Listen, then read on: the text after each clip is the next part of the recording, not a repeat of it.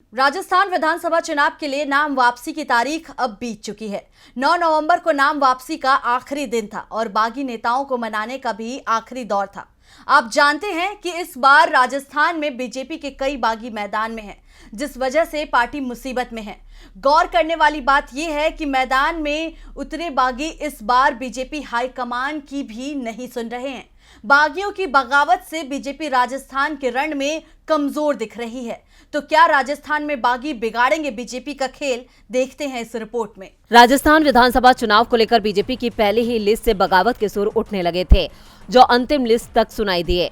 हालांकि इन सब के बावजूद बीजेपी ने सिर्फ 2 सीटों पर ही उम्मीदवार बदले, लेकिन जिन नेताओं ने बगावत के संकेत दिए उन्हें टिकट नहीं दिया। ऐसे में बीजेपी के लगभग 2 दर्जन बागी चुनाव मैदान में उतर चुके हैं। बागियों को मनाने के लिए पार्टी के राष्ट्रीय अध्यक्ष जेपी नड्डा और केंद्रीय गृह मंत्री अमित शाह भी मैदान में उतरे और नामांकन कर चुके नेताओं से सीधी बात की, लेकिन कोई सफलता नहीं मिली।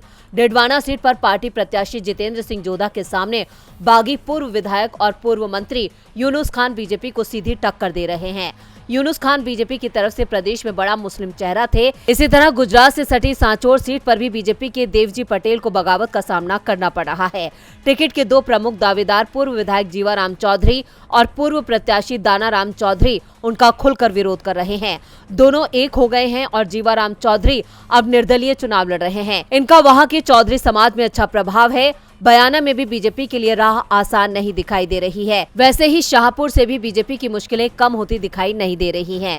शाहपुरा से कैलाश मेघवाल मैदान में हैं, आशा मीना सवाई माधोपुर से मैदान में हैं, गुलाब सिमर संगरिया से मैदान में हैं और मसूदा से बीजेपी को विजय कुमार मीणा का सामना करना पड़ेगा। मकराना से हिम्मत सिंह राजपुरोहित सहित बीजेपी के 22 प्रमुख बागी मैदान में हैं, जो राज्य में बीजेपी का खेल बिगाड़ सकते हैं। बीजेपी शुरू से ही राजस्थान में कमजोर दिखाई दे रही थी और अब 22 सीटों पर बीजेपी का खेल बिगाड़ने के लिए बीजेपी के अपने ही नेता मैदान में हैं। देखना दिलचस्प होगा कि बीजेपी अब आगे क्या करती है। डीबी लाइव की रिपोर्ट।